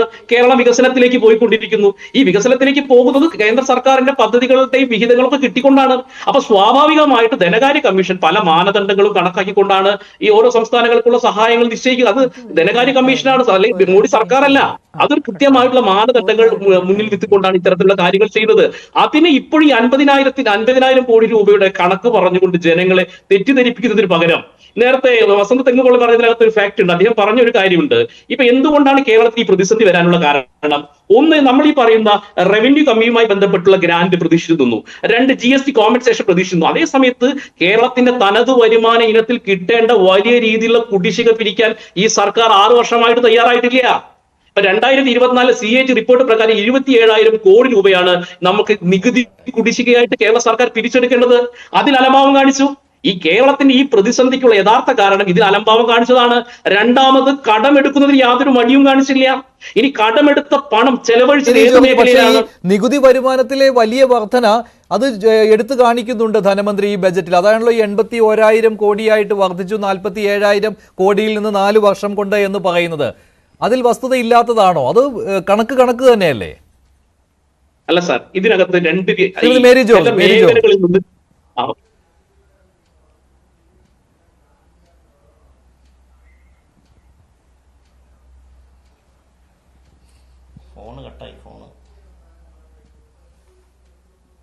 അല്ല, അത് വസ്തുതയുള്ളതാണല്ലോ പ്രിന്റു, കാരണം അത് കണക്കാണ്. അല്ല സാർ, ഇതിനകത്ത് ഇപ്പോഴും നികുതി പിരിക്കേണ്ട പ്രധാനപ്പെട്ട മേഖല എന്ന് പറയുന്ന ബാർ മുതലാളിമാർ, അതോടൊപ്പം തന്നെ ബാർ മുതലാളിമാരുടെ പാട്ടത്തുക, കോറി മുതലാളിമാർ, നമ്മൾ സ്വർണ്ണ മേഖലയുമായി ബന്ധപ്പെട്ടുള്ള ഇ-വേ ബിൽ നടപ്പിലാക്കി കഴിഞ്ഞാൽ 10,000 കോടി രൂപ കേരളത്തിലേക്ക് നികുതി ഇനത്തിൽ കിട്ടും. ഇതുവരെ അത് നടപ്പിലാക്കിയിട്ടില്ല. ഇത് നിയമസഭയ്ക്ക് അത് നടപ്പിലാക്കുമെന്നുള്ളത് നടപ്പിലാക്കിയിട്ടില്ല. IGST മേഖല, IGSTയിൽ ഇ-വേ ബിൽ നടപ്പിലാക്കി കഴിഞ്ഞാൽ 6,000 കോടി രൂപ കേന്ദ്രത്തിൽ കിട്ടാനുണ്ട്. ഇങ്ങനെ കിട്ടേണ്ട വരുമാനം കിട്ടാതെ അതിനുള്ള ശ്രമം നടത്താതെ ഇവിടെ കേന്ദ്രത്തെ പഴിചാരിക്കൊണ്ട് രക്ഷപ്പെടുകയാണ്. അപ്പൊ കേരളത്തെ ഈ വലിയ സാമ്പത്തിക പ്രതിസന്ധിയിലേക്ക് കൊണ്ടുവന്നത് ഈ സർക്കാരിന്റെ നയപരമായിട്ടുള്ള തീരുമാനങ്ങൾ തന്നെയാണ്. ധനകാര്യ മാനേജ്മെന്റിലെ കെടുകാര്യസ്ഥതയും അതോടൊപ്പം തന്നെ കേന്ദ്ര സർക്കാരിനെ കുറ്റപ്പെടുത്തിക്കൊണ്ട് മുന്നോട്ട് പോകുന്നതോടൊപ്പം കേരളമാണ് വലിയ പ്രതിസന്ധിയിലേക്ക് മാറിക്കൊണ്ടിരിക്കുന്നത്. അതാണ് അതിന്റെ ഒരു ഫാക്ട്. ഏറ്റവും പ്രധാനപ്പെട്ട ഫാക്ട് അതാണല്ലോ. ഇപ്പൊ ഞാൻ പറഞ്ഞ ടൂറിസം മേഖല, ടൂറിസം മേഖലയുടെ ഇന്നത്തെ അവസ്ഥ എന്താ? വ്യാവസായിക മേഖലയുടെ ഇന്നത്തെ അവസ്ഥ എന്താ? ഇപ്പൊ കാർഷിക മേഖല, ഇപ്പൊ കുടിശ്ശിക എന്ന് പറയുന്നത് കേന്ദ്ര സർക്കാരിന് മാത്രമല്ലല്ലോ. ഇപ്പൊ നോക്കൂ, നിങ്ങൾ ഈ കേന്ദ്ര സർക്കാരിന്റെ ഏറ്റവും പ്രധാനപ്പെട്ടിട്ടുള്ള ഈ നമ്മുടെ കേര കർഷകർക്ക് വേണ്ടി 150 കോടി രൂപ ഈ ബഡ്ജറ്റിനകത്ത് മാറ്റിവെച്ചിട്ടുണ്ട്. ഇപ്പോഴും കേര കർഷകരിൽ നിന്ന് കൊപ്ര സംഭരിച്ചതിന്റെ കുടിശ്ശിക ഇതുവരെ കർഷകർക്ക് ഞാൻ താങ്കളിലേക്ക് വരാം. Shri advocate B N Haskar, പക്ഷേ ഈ ബജറ്റിലും അദ്ദേഹം ഒരു പ്രതീക്ഷ പ്രകടിപ്പിക്കുന്നത് 16ാം ധനകാര്യ കമ്മീഷൻ ഈ 15ാം കമ്മീഷനേക്കാൾ കുറച്ചുകൂടി മെച്ചപ്പെട്ട രീതിയിൽ കേരളത്തോട് അനുഭാവപൂർണമായ സമീപനം സ്വീകരിക്കും എന്നാണ്. അതിനൊരു കാരണമായിട്ട് അദ്ദേഹം പറയുന്നത് വെട്ടിക്കുറയ്ക്കലുകൾ ഇനി വരുത്തുവാൻ ബാക്കിയില്ല, കാരണം എല്ലാ വെട്ടിക്കുറയ്ക്കലുകളും കേരളത്തോട് നടത്തി കഴിഞ്ഞു എന്നാണ്. പക്ഷേ ഈ മാനദണ്ഡങ്ങൾ നോക്കുകയാണെങ്കിൽ 15ാം ധനകാര്യ കമ്മീഷനിൽ നിന്ന് വ്യത്യസ്തമായി എന്താണ് 16ാം ധനകാര്യ കമ്മീഷനിൽ നിന്ന് പ്രതീക്ഷിക്കാൻ കഴിയുന്നത്? അത് പ്രതീക്ഷിച്ചിരിക്കുകയാണോ കേരളം? അങ്ങനല്ല. കേരളത്തെ സംബന്ധിച്ചിടത്തോളം കേരളം ഇന്നലെ വരെ ആർജിച്ച അനുഭവങ്ങളുടെ പശ്ചാത്തലത്തിലാണ് ഈ ബഡ്ജറ്റ്. സ്വാഭാവികമായി കേരളത്തിന്റെ വികസനങ്ങൾ നടന്നിട്ടുള്ളത് പരിശോധിച്ചത് കൊണ്ടാണ് നമുക്ക് എല്ലാ വീടുകളിലും ശൗചാലയം ഉള്ളതും നമുക്ക് എല്ലാ താലൂക്കുകളിലും ആരോഗ്യ സ്ഥാപനങ്ങൾ ഉള്ളതും അതുപോലെ തന്നെ നമ്മുടെ ജീവിത നിലവാരത്തിന്റെ ഉയർച്ചയും ഒക്കെ ചൂണ്ടിക്കാണിച്ചുകൊണ്ടാണ് ധനകാര്യ കമ്മീഷൻ കേരളത്തെ ഇത്തരത്തിൽ അവഗണിച്ചുകൊണ്ടിരിക്കുന്നത്. ഇതൊരു പ്രഖ്യാപിത നയമല്ല. കേരളം ഒരു പിന്നോക്ക സംസ്ഥാനമായി പ്രഖ്യാപിക്കണമെന്നാണ് കേരളത്തിൽ നിന്നുള്ള കേന്ദ്രമന്ത്രിമാരടക്കം അവകാശപ്പെട്ടുകൊണ്ടേയിരിക്കുന്നത്. പിന്നോക്ക സംസ്ഥാനമാണെങ്കിൽ നിങ്ങൾക്ക് ആവശ്യമുള്ളത് ലഭിക്കുന്നതിന് ഞങ്ങൾ ഇടപെടാം എന്ന അർത്ഥത്തിൽ ഒരു ചിറ്റമ്മ നയമാണ്. കേരളം അങ്ങനെ പിന്നോക്ക സംസ്ഥാനമല്ല. കേരളത്തെ സംബന്ധിച്ചിടത്തോളം കേരളം നേടിയിട്ടുള്ള നേട്ടങ്ങളൊക്കെ തന്നെ മികച്ചതും ആ നേട്ടങ്ങൾ ലോകത്തിനാകെ മാതൃകയായിട്ടുള്ളതുമാണ്. ആരോഗ്യ മേഖലയിലാണ് ഏറ്റവും കൂടിയ റവന്യൂ ഡെഫിസിറ്റ് ഗ്രാന്റ് കേരളത്തിന് അനുവദിച്ചത് മറന്നുകൊണ്ടാണ് താങ്കൾ ഈ സംസാരിക്കുന്നത്. ഒരിക്കലല്ല. കാര്യം റവന്യൂ ഡെഫിസിറ്റ് ഗ്രാന്റിനെ സംബന്ധിച്ചിടത്തോളം നമുക്ക് ലഭിക്കേണ്ടതിന്റെ അർഹമായ തുക ലഭിച്ചിട്ടുണ്ടോ എന്നുള്ളതാണ് സംശയം.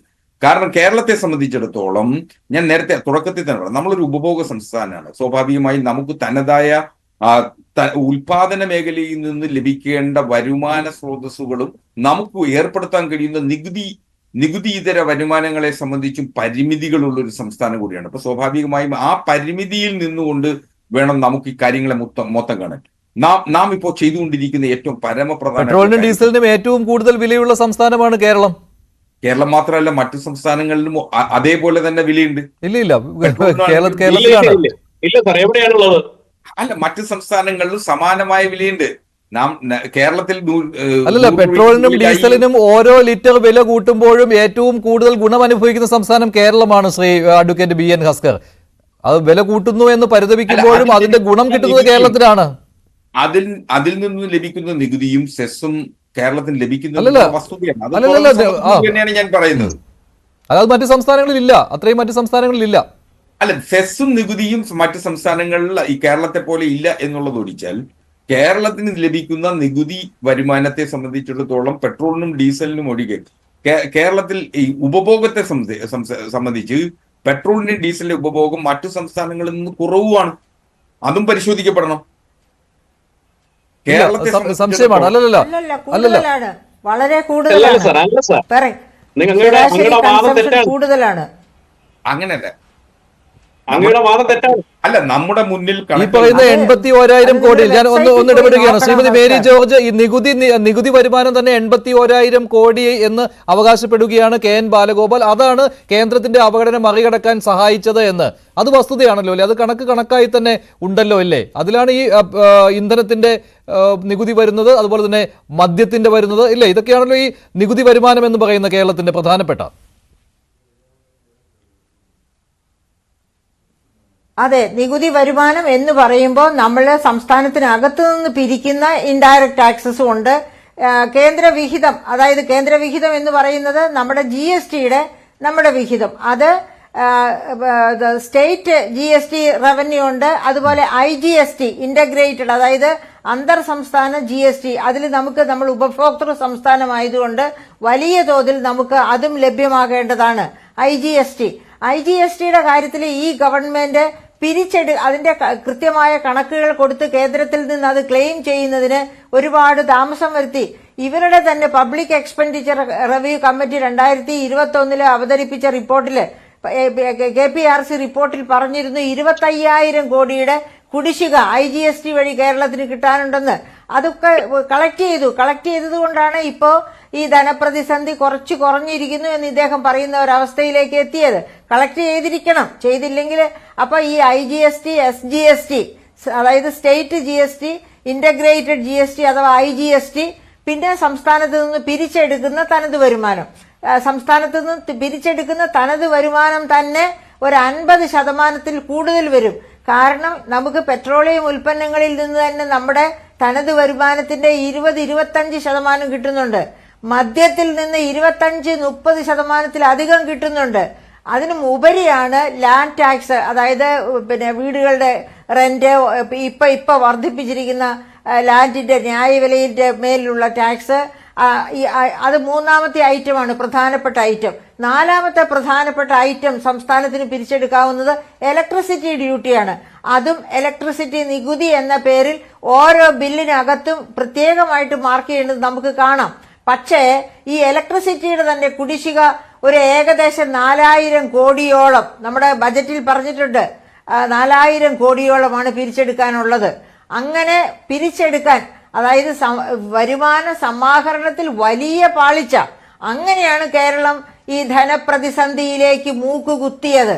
അത് സമ്മതിക്കാതെയാണ് കേന്ദ്രത്തെ പഴിച്ചുകൊണ്ടിരിക്കുന്നത്. കേന്ദ്രത്തിന് കുഴപ്പങ്ങളുണ്ട്, പക്ഷേ പറയുന്നത് പോലെ കേരളത്തിന് മാത്രമായിട്ട് ഒരവഗണനയും കേന്ദ്രത്തിൽ നിന്നുണ്ടാകുന്നില്ല എന്നുള്ളത് ഉറപ്പുള്ള കാര്യമാണ്. ശരി, ശ്രീ വസന്തകുമ്പള്ളി, ഇനിയെങ്കിലും ഈ കേന്ദ്ര അവഗണന എന്ന് പറഞ്ഞുകൊണ്ട് ഈ സംസ്ഥാന സർക്കാരിനൊപ്പം നിൽക്കുവാൻ പ്രതിപക്ഷം തയ്യാറാകരുത് എന്ന് പറയേണ്ടി വരും. കാരണം അതേ പ്രതിപക്ഷം തന്നെയാണ് ഇങ്ങനെ വിമർശനം ഉന്നയിക്കുന്നതും. അല്ല, കേന്ദ്ര അവഗണന ഉണ്ട് എന്നുള്ളത് യാഥാർത്ഥ്യമാണ്. പക്ഷെ ഞാൻ നേരത്തെ പറഞ്ഞില്ലേ, കേന്ദ്ര അവഗണനയുടെ പേരിൽ സംസ്ഥാന സർക്കാർ മിടുമിടുക്കനാണ് എന്നൊരു സർട്ടിഫിക്കറ്റ് കൊടുക്കാൻ ഞങ്ങളില്ല. ഞങ്ങൾ അവരുടെ കൂടെ സമരത്തിനും പോയവരല്ലോ, ഞങ്ങൾ വ്യത്യസ്തമായ നിലപാട് സ്വീകരിച്ചവരല്ലേ. അങ്ങേക്കറിയാമല്ലോ. ഇപ്പോ ഹസ്കർ പറഞ്ഞൊരു കാര്യത്തിൽ ഒരു തിരുത്തുണ്ട്. അദ്ദേഹം പറഞ്ഞെന്താണ്, ഏറ്റവും കൂടുതൽ പെട്രോൾ കൺസ്യൂം ചെയ്യുന്ന സംസ്ഥാനമല്ല കേരളം എന്നാണ്. അതുകൊണ്ട് പെട്രോൾ കൺസംഷൻ കുറവാകുമ്പോൾ ടാക്സ് കൂട്ടേണ്ടി വരുമെങ്കിൽ പെർ ക്യാപിറ്റ പെട്രോൾ കൺസംഷനിൽ ഏറ്റവും പുറകിൽ നിൽക്കുന്നത് ബീഹാറാണ്. പക്ഷെ ബീഹാർ പെട്രോളിന് മേൽ ചുമത്തുന്ന സംസ്ഥാന നികുതി 11%. നമ്മൾ ചുമത്തുന്നത് 31.5%. ഏത് പെട്രോളിന് മേൽ സംസ്ഥാനം പിരിക്കുന്നത് 31% നികുതിയാണ്. നമ്മൾ പെർ ക്യാപിറ്റ പെട്രോൾ കൺസംഷനിൽ നമ്മൾ 3ാം സ്ഥാനത്താണ്. ആന്ധ്ര 1ാമത്, ഗോവ 1ാമത്, ആന്ധ്ര 2ാമത്, കേരളം 3ാമത്. അപ്പൊ ആ കണക്ക് ശരിയാവില്ല. ഇനി എന്തുകൊണ്ടാണ് ഈ ബഡ്ജറ്റ് അടക്കം ഇങ്ങനെ ഫ്ലോപ്പായി പോകുന്നത്? അതാണ് ഞാൻ നേരത്തെ പറഞ്ഞത്. ശ്രീ മഞ്ജുഷ്, അത് നടപ്പിലാകുമോ എന്നതിനെ പറ്റി അല്ലായിരുന്നു എന്റെ ആശങ്ക. കെ ഹോമിന് വേണ്ടി മാറ്റിവെച്ചിരിക്കുന്ന പണം അത് സാധ്യതാ പഠനത്തിന് വേണ്ടിയാണ്. മറ്റൊരു പദ്ധതി എന്താണ്? ഹൈഡ്രജൻ ഹബ്ബാക്കി മാറ്റിമത്രേ 50 കോടിയെ മാറ്റി വെച്ചേക്കുന്നത്. ഹൈഡ്രജൻ കൊണ്ടുവരാനോ ഹൈഡ്രജൻ സിലിണ്ടർ മേടിക്കാനോ അല്ല, സാധ്യതാ പഠനത്തിന്. കഴിഞ്ഞ ബഡ്ജറ്റുകളിലുമെല്ലാം മാറ്റിവെക്കുന്ന കോടികളിൽ ബഹുഭൂരിപക്ഷവും സാധ്യതാ പഠനത്തിന് എന്ന് പറഞ്ഞ് കൺസൾട്ടിംഗ് ഏജൻസികൾക്ക് കൊടുക്കുകയാണ്. ആ കൺസൾട്ടിംഗ് ഏജൻസികൾക്ക് കൊടുത്തുകൊണ്ട് അതിൽ വലിയ അഴിമതി പണം ഇവർക്ക് വരുന്നുണ്ട്. കേരളത്തിന്റെ കാര്യത്തിൽ നമ്മൾ കണ്ടതല്ലേ, 3000 രൂപയുടെ മറ്റേ കുറ്റി കൊണ്ടുപോയി ഇടുന്നത് 250 രൂപയുടെ സിമെന്റ് കൊണ്ട് ഉണ്ടാക്കാൻ പറ്റുന്ന കുറ്റിക്ക് 3000 കോടി രൂപയാണ്, ക്ഷമിക്കാം 3000 രൂപയാണ് ഈ സർക്കാർ പിരിച്ചെടുത്തത്. അതായത് സംസ്ഥാന ബഡ്ജറ്റിനെ ഒരു ധനാഗമന മാർഗമായി ഇവർ കാണുന്നു. ആർക്ക് ധനാഗമനം? സംസ്ഥാന ഖജനാവിലേക്കല്ല, മറിച്ച് പാർട്ടി നേതൃത്വത്തിന്, പാർട്ടിയുടെ വേണ്ടപ്പെട്ടവർക്ക് വേണ്ടിയുള്ള ഇതാക്കി മാറ്റുന്നു. നോക്കൂ, ഈ സംസ്ഥാന സർക്കാർ ഈ പ്രാവശ്യം സാധാരണയായി കണ്ടിന്യൂസ്ലി പ്രഖ്യാപിച്ചു വരുന്ന പദ്ധതികൾ, കുടുംബശ്രീ, തൊഴിലുറപ്പ്, നെല്ല് സംഭരണം, റബ്ബർ സംഭരണം തുടങ്ങിയ പദ്ധതികൾ, ഇതിലൊന്നും പ്രഖ്യാപിച്ചിരിക്കുന്ന പണം കഴിഞ്ഞ വർഷം ഇവരുണ്ടാക്കി വെച്ചിരിക്കുന്ന കടം വീട്ടാൻ പറ്റില്ല. സപ്ലൈകോയ്ക്ക് 236 കോടി രൂപയുടെ കടമുണ്ട്. മാറ്റിവെച്ചിരിക്കുന്നത് എത്രയാ? റബ്ബർ റബ്ബർ സപ്പോർട്ടിംഗ് പ്രൈസ് 150 ആക്കുമെന്ന് കഴിഞ്ഞ തവണ പറഞ്ഞു. അതിന്റെ ഫണ്ട് കൊടുത്തു തീർക്കാൻ ഇവർക്ക് സാധിച്ചിട്ടില്ല. ഈ തവണ റബ്ബറിന് വില ഉയർത്താനും സാധിച്ചിട്ടില്ല. സപ്പോർട്ടിംഗ് പ്രൈസ് പ്രഖ്യാപിക്കാനും പറ്റിയിട്ടില്ല. 250ലേക്ക് എത്തുമെന്നായിരുന്നു ഇവരുടെ ഇലക്ഷൻ കാലത്തെ പ്രഖ്യാപനം. അതിലേക്ക് എത്തിക്കാൻ ഇവർക്ക് സാധിച്ചിട്ടില്ല. കുടുംബശ്രീയുടെ നേതൃത്വത്തിൽ ഇതാ ഞങ്ങൾ 20 രൂപയ്ക്ക് ഊണ് കൊടുക്കും എന്ന് പറഞ്ഞെടുത്ത് ഇപ്പോൾ അത് ഏതാണ്ട് 80% അത്തരം ഊണുശാലകൾ അടച്ചുപൂട്ടി. എന്തുകൊണ്ടാ? കുടുംബശ്രീ തൊഴിലാളികൾക്ക്, കുടുംബശ്രീയിലെ വീട്ടമ്മമാർക്ക് അത് നടപ്പിലാക്കിയവർക്ക് പണം കൊടുക്കാൻ സർക്കാരിന് സാധിച്ചില്ല. സെക്രട്ടേറിയറ്റ് മാർച്ച് അവർ നടത്തിയിട്ട് 3 മാസമേ ആയിട്ടുള്ളൂ. ഉച്ചക്കഞ്ഞിയുടെ കാര്യത്തിൽ കോടതി ഇടപെട്ടത് കൊണ്ട് ഉച്ചക്കഞ്ഞിക്ക് വേണ്ടി പണം നീക്കി വെച്ചിട്ടുണ്ട്. അത് പര്യാപ്തമാണെന്ന് തോന്നുന്നു. ശ്രീമതി മേരി ജോർജ്, ഇതൊക്കെ ഇതിൽ പലരും വകമാറ്റി ചെലവഴിക്കുവാൻ സൗകര്യത്തിന് വേണ്ടിയല്ലേ ചെറിയ ചെറിയ തുകകൾ മാറ്റിവെച്ചത്? അങ്ങനെ ഒരു സംശയം ഉണ്ടാവുന്നുണ്ട്. തീർച്ചയായിട്ടും മഞ്ജുഷ്, അതായത് ഈ 5 കോടി 1 കോടി എന്നൊക്കെ പറഞ്ഞ് നാമമാത്രമായ അലൊക്കേഷൻസ് ഒരുപാട് മേഖലകളിലാണ്, അതും പുതിയ മേഖലകളിലാണ് കൊടുത്തിരിക്കുന്നത്. അതൊക്കെ ആരും അറിയാതെ വക മാറ്റാനുള്ള സൂത്രവിദ്യയാണ്, അതല്ലാതെ യഥാർത്ഥത്തിൽ എന്തെങ്കിലും ചെയ്യാനല്ല. അതും അല്ലെങ്കിൽ ഏതെങ്കിലുമൊക്കെ ഇതിൽ നടത്താമെന്ന് വിചാരിച്ചാൽ ഈ സാധ്യതാ പഠനം, അതിനുവേണ്ടി ഇവരുടെ പ്രിയപ്പെട്ടവരെ തിരികെ കയറ്റുക, അല്ലെങ്കിൽ സാധ്യതാ പഠനത്തിന് ഒരു ഏജൻസിക്ക് കൊടുക്കുന്നെങ്കിൽ അവരോട് കൈമടങ്ങ് മാടിച്ച് പോക്കറ്റ് വലുതാക്കുക.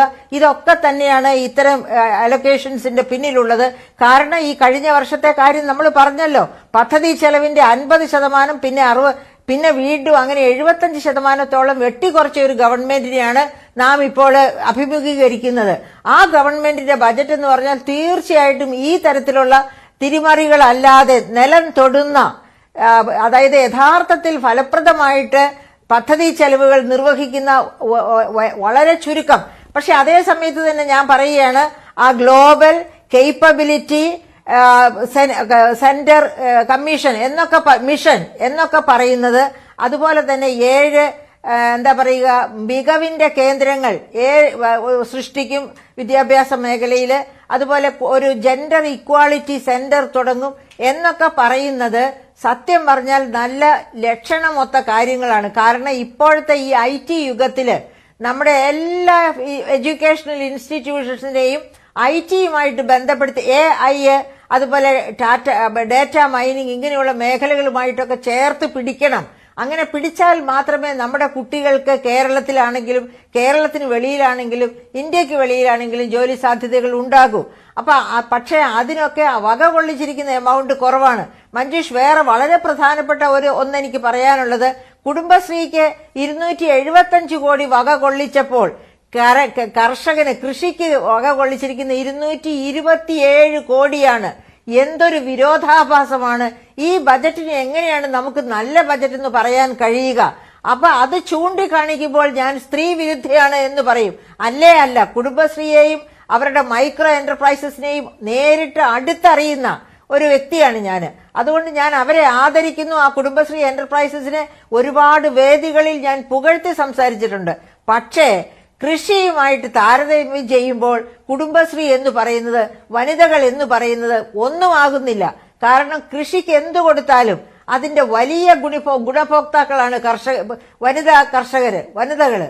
അപ്പൊ അങ്ങനെയുള്ള ഒരു സാഹചര്യത്തിൽ നമ്മൾ നോക്കൂ, ഇന്നലെ പോലും സെക്രട്ടേറിയറ്റ് പടിക്കല് ധർണയായിരുന്നു കേരളത്തിലെ മുഴുവൻ ജില്ലകളിൽ നിന്നുമുള്ള കർഷകരുടെ പ്രതിനിധികള്. അപ്പൊ അവരുടെ ദുഃഖം കേൾക്കാതെ അവർക്ക് എന്ത് വേണം, എങ്ങനെയാണ് ഈ വൈൽഡ് ലൈഫ് മനുഷ്യ സംഘർഷം ഇല്ലാതെയാക്കുക, അതിനുവേണ്ടി എന്തൊക്കെ ചെയ്യാം, അതിനുവേണ്ടിയൊക്കെ മാറ്റിവെച്ചിരിക്കുന്ന തുക 100 കോടിയിൽ താഴെ 75 കോടി 50 കോടി ഈ തരത്തിലൊക്കെയാണ് മാറ്റിവെച്ചിരിക്കുന്നത്. അതുപോലും കിട്ടുമെന്ന് ഉറപ്പില്ല.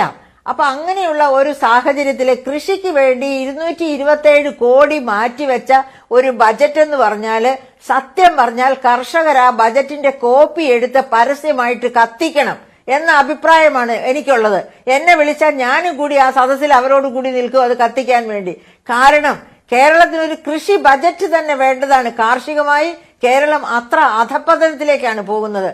ഓർമ്മിക്കണം മഞ്ജുഷ്, 1975 8,75,000 ഹെക്ടർ നെല്ല് കൃഷി ചെയ്തിരുന്ന കേരളത്തിൽ ഇപ്പൊ നെൽകൃഷി എന്ന് പറയുന്നത് 2 ലക്ഷം ഹെക്ടറിലേക്ക് ചുരുങ്ങിയിരിക്കുകയാണ്. ഉൽപാദനം 13 ലക്ഷം ടണ്ണിൽ നിന്ന് 5 ലക്ഷത്തിൽ താഴെ ടണ്ണിലേക്ക് കുറഞ്ഞിരിക്കുകയാണ്.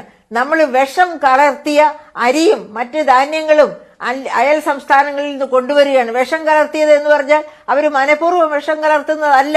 നല്ല വിളവ് കിട്ടാൻ വേണ്ടി കെമിക്കൽ ഫെർട്ടിലൈസേഴ്സ് അപകടം ചെയ്യില്ല, പക്ഷെ കെമിക്കൽ പെസ്റ്റിസൈഡ്സ് അപകടം ചെയ്യും. ആ കെമിക്കൽ പെസ്റ്റിസൈഡ്സ് കോരി വിതറിയ അരിയും മറ്റ് സാധനങ്ങളുമാണ് നമ്മൾ അന്യ സംസ്ഥാനങ്ങളിൽ നിന്ന് കൊണ്ടുവന്ന് ഇവിടെ കഴിക്കുന്നത്.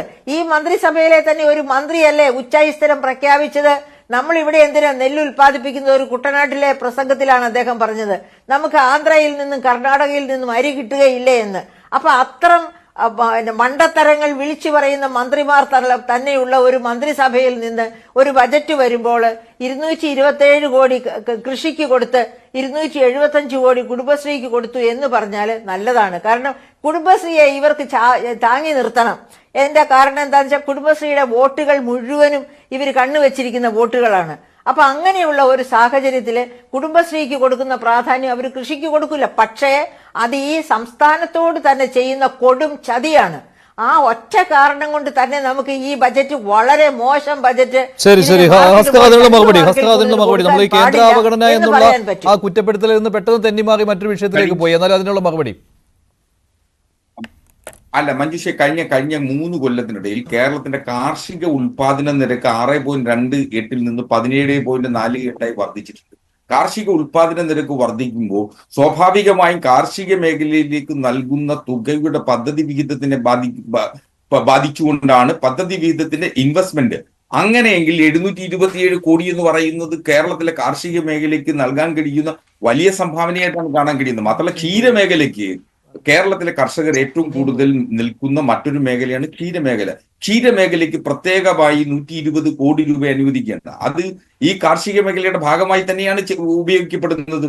സ്വാഭാവികമായും ഇത് കാർഷിക മേഖലയെ അവഗണിച്ചുകൊണ്ടല്ല കുടുംബശ്രീയെ സംബന്ധിച്ചിടത്തോളം കേരളത്തിന്റെ സാമ്പത്തിക ഉന്നമനത്തിന് സാധാരണ ജനങ്ങൾക്ക് അടിസ്ഥാന ജനവിഭാഗത്തിന് വലിയ തോതിൽ സംഭാവന നൽകിയിട്ടുള്ളതാണ്. അത് മറന്നുകൊണ്ടല്ല കുടുംബശ്രീയെ ഇത്തരത്തിൽ കൈയടച്ച് കുടുംബശ്രീ പ്രവർത്തനങ്ങളെ സഹായിക്കുന്നതിനു വേണ്ടി സംസ്ഥാന സർക്കാർ തീരുമാനിച്ചിട്ടുള്ളത്. അത്തരത്തിൽ തെറ്റിദ്ധരിക്കുന്നിടത്താണ് ഏതെങ്കിലും തരത്തിൽ ഏതെങ്കിലും വിഭാഗങ്ങളെ സ്വാധീനിക്കുന്നതിനു വേണ്ടി നടത്തുന്ന ജനപ്രിയ ബഡ്ജറ്റ്. കേരളത്തിലെ ഈ ബഡ്ജറ്റിന്റെ ഏറ്റവും വലിയ പ്രത്യേകത ആ ബഡ്ജറ്റ് എന്ന് പറയുന്നത് കേരളത്തിലെ ജനങ്ങളുടെ സമഗ്രമായ വികസനത്തിന് ഉതകുന്ന തരത്തിലാണ് ഈ ബഡ്ജറ്റ് അവതരിപ്പിക്കപ്പെടുന്നത്. സ്വാഭാവികമായും അത് ചില കോണുകളിൽ അമ്പരപ്പും ആശ്ചര്യം ഉണ്ടാക്കും. കാരണം കേന്ദ്രം ഇത്രയധികം കടുത്ത സാമ്പത്തിക ഉപരോധം ഏർപ്പെടുത്തിയിട്ടും സംസ്ഥാനത്തിന് എങ്ങനെയൊക്കെ മാറ്റങ്ങൾ ഉണ്ടാക്കാൻ കഴിയും എന്ന അർത്ഥത്തിൽ സഖാവ് കെ എൻ ബാലഗോപാൽ ചിന്തിച്ചിട്ടുണ്ടെങ്കിൽ അതിനെ കുറ്റം പറയാനാവില്ല. എന്ത് അപ്പോ മാറ്റം? അതാണ് ആർക്കമ്പരപ്പ്? ചില എന്തമ്പരപ്പാണ്? വിമർശനമായി എന്തമ്പരപ്പാണ് താങ്കൾക്ക് വന്ന അമ്പരപ്പ് എന്താണ്? അല്ല, ഇതിൽ സ്വാഭാവികമായി ഇതിൽ വിമർശന വിധേയമാകേണ്ട വസ്തുതകൾ ഒളിഞ്ഞിരിപ്പില്ല എന്നുള്ളതാണ് ഏറ്റവും പരമപ്രധാനം. ആ അർത്ഥത്തിലാണ് ഈ ബഡ്ജറ്റിനെ സമീപിക്കേണ്ടത്. ഈ ബഡ്ജറ്റിൽ പ്രതീക്ഷിക്കുന്ന വരുമാനത്തിന്റെയും വരാൻ പോകുന്ന മനുഷ്യ വിഭവശേഷിയിലും വിജ്ഞാന സമ്പദ് വ്യവസ്ഥയിൽ അധിഷ്ഠിതമായി കേരളത്തെ പടുത്തുയർത്തുന്നതിനാവശ്യമായിട്ടുള്ള ഉതകുന്ന ഒരു വലിയ പദ്ധതിയാണ് സംസ്ഥാന സർക്കാർ ആവിഷ്കരിച്ചുകൊണ്ടിരിക്കുന്നത്. ആ പദ്ധതി വരുന്ന ഒരു വർഷം, രണ്ടാം പിണറായി സർക്കാരിന്റെ അവസാന വർഷം എന്ന നിലയിൽ അങ്ങനെയാണ് ഇതിനെ കാണേണ്ടത്.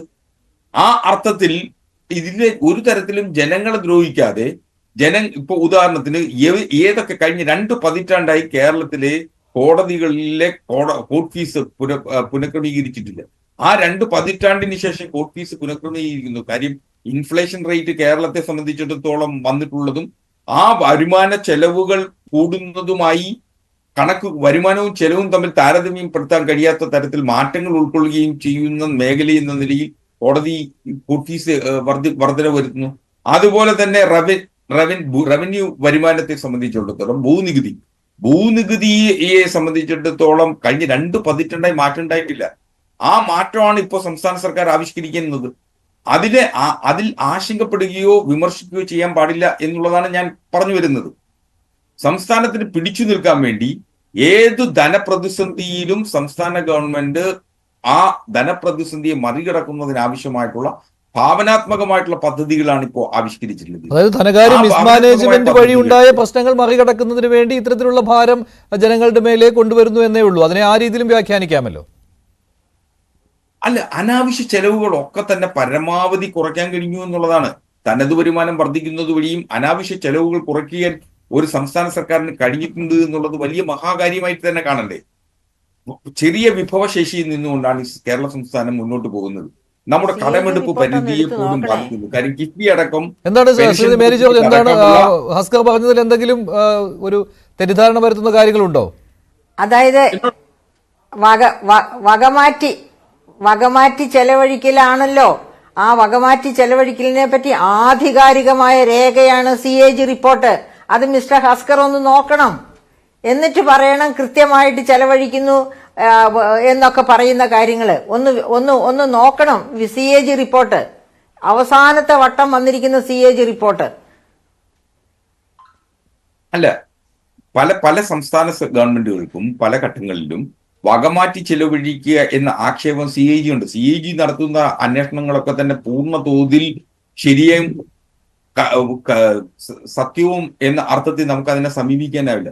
അവർ അന്നുവരെ നടത്തിയിട്ടുള്ള ചിലവിനങ്ങളിൽ നിന്നും കണ്ടെടുക്കപ്പെട്ടിട്ടുള്ള പ്രിയപ്പെട്ട ഹസ്കർ, ഒരു കാര്യം CAG ഒരു കോൺസ്റ്റിറ്റ്യൂഷണൽ ബോഡിയാണ്.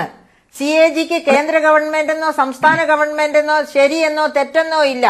അവര് ഡേറ്റ നോക്കും, ഡേറ്റ ഓഡിറ്റ് ചെയ്യും. ഓഡിറ്റ് ചെയ്ത് അതിന്റെ റിസൾട്ടാണ് അവർ പബ്ലിഷ് ചെയ്യുന്നത്.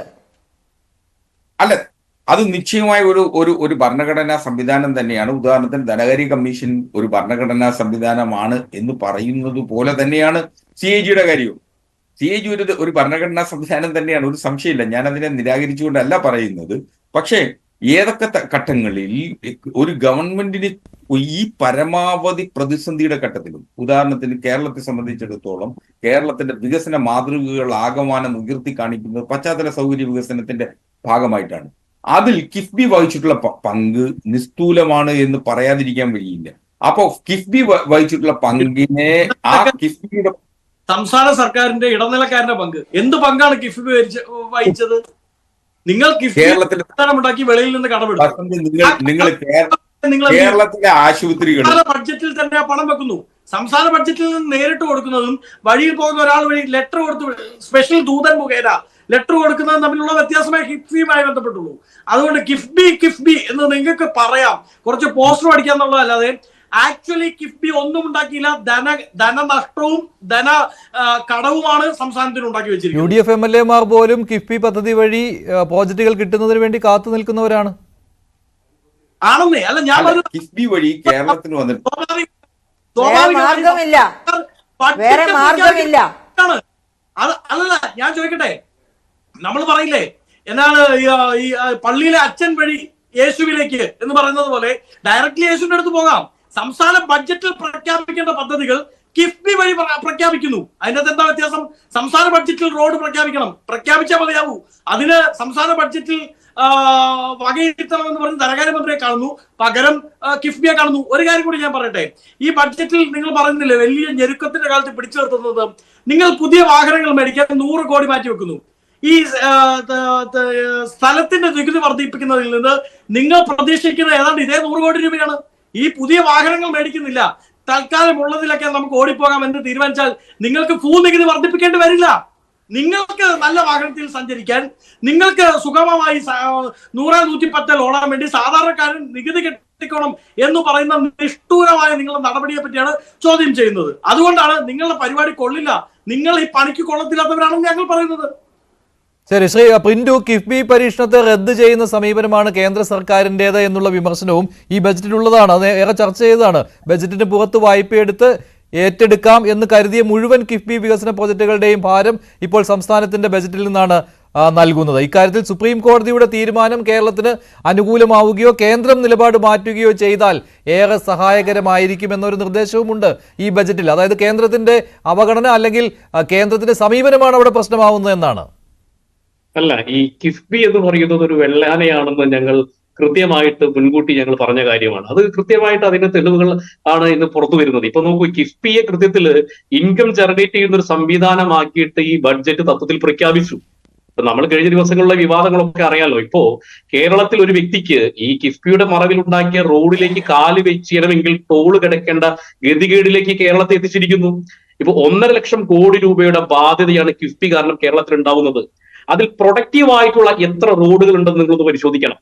പ്രൊഡക്റ്റീവായിട്ട് കിഫ്ബി ചെയ്തിട്ടുള്ള എത്ര പദ്ധതികൾ നിങ്ങൾ പരിശോധിക്കണം. ഇപ്പൊ ഗ്രാമീണ റോഡുകളുടെ വികാസമാണ് ഉദ്ദേശിക്കുന്നത്. കേന്ദ്ര സർക്കാരിന്റെ സഡക് യോജന പ്രകാരം അനവധി പദ്ധതികളുണ്ട്. ഇപ്പൊ നരേന്ദ്രമോദി സർക്കാർ അധികാരത്തിൽ വന്നതിന് ശേഷം 2,16,000 കിലോമീറ്റർ ഗ്രാമീണ റോഡുകളാണ് ഉണ്ടായിട്ടുള്ളത്. അപ്പൊ റോഡ് വികസനത്തിൽ കൃത്യമായിട്ട് പദ്ധതി കേന്ദ്ര സർക്കാരിന്റെ പക്ഷത്തുണ്ട്. അവിടെ കിഫ്ബിയെ കൊണ്ടുവന്നത് കൃത്യമായിട്ട് നമുക്കറിയാമല്ലോ. എന്തിനാണ് കിഫ്ബി റിലേറ്റ് ചെയ്ത് നിൽക്കുന്ന ഒരേ ഒരു പ്രസ്ഥാനം, ഒരേ ഒരു ലാഭം കിട്ടുന്നത് ഊരാളുങ്കൽ സൊസൈറ്റി. അപ്പൊ നിങ്ങൾ നോക്കൂ, കിഫ്ബി ഏറ്റെടുത്ത പദ്ധതികളിൽ 90% കൊടുത്തിട്ടുള്ള ആർക്കാണ്? ഊരാളുങ്കൽ സൊസൈറ്റി. ഈ ഊരാളുങ്കൽ സൊസൈറ്റിയെ കൺട്രോൾ ചെയ്യുന്നത് ആരാണ്? ഇടതുപക്ഷവും CPM-ഉം അതിന് നേതൃത്വം നൽകുന്ന ആളുകളും. അപ്പൊ അതിന്റെ ലാഭം, ഈ കൺസൾട്ടൻസി, ഇപ്പൊ നമ്മൾ നേരത്തെ പറഞ്ഞ കൺസൾട്ടൻസിയുടെ ലാഭം പറ്റാൻ വേണ്ടി മാത്രം ഇടതുപക്ഷം ഉണ്ടാക്കിയ, CPM-കാരുണ്ടാക്കിയിട്ടുള്ള ഒരു ഇടപാടുകാരി മാത്രമാണ് കിഫ്ബി. അതിന്റെ ധനകാര്യമായിട്ടുള്ള നേട്ടം കിട്ടുന്നത് ഇടതുപക്ഷത്തിനും അതിന്റെ നേതാക്കൾക്ക് മാത്രമാണ്. ഇപ്പൊ നമ്മൾ ഊരാളുങ്കൽ സൊസൈറ്റിയിലെ ഈ ട്രാക്ടറിന്റെയും JCB-യുടെ ഒക്കെ കണക്ക് നോക്കുന്ന സമയത്ത് അതൊക്കെ ആരിലാണ് എത്തി വന്ന് നിൽക്കുന്നത് നമുക്ക് കൃത്യമായിട്ട് അറിയാമല്ലോ. അപ്പൊ അതുകൊണ്ട് കേരളത്തിന്റെ കടം മേടിച്ചുകൊണ്ട് ആ കടത്തിൽ നിന്ന് ലാഭം കിട്ടാൻ വേണ്ടി ചെയ്യുന്ന ഒരു പദ്ധതിയാണ്. ഇപ്പൊ നിങ്ങൾ നേരത്തെ തന്നെ നോക്കൂ, ഇവിടെ കഴിഞ്ഞ ബഡ്ജറ്റിനകത്ത് ആഗോള സമാധാനത്തിന് വേണ്ടിയിട്ടാണ് 10 കോടി മാറ്റിവെച്ചത്. ഇത്തവണ ചെറിയൊരു വ്യത്യാസം എന്ന് വെച്ചാൽ ഹൈഡ്രജൻ, എത്തിലിയം, അതോടൊപ്പം തന്നെ പാമ്പ്, നമ്മൾ കൊത്താതിരിക്കാൻ വേണ്ടിയിട്ട് 25 കോടിയാണ് മാറ്റിവെക്കുന്നത്.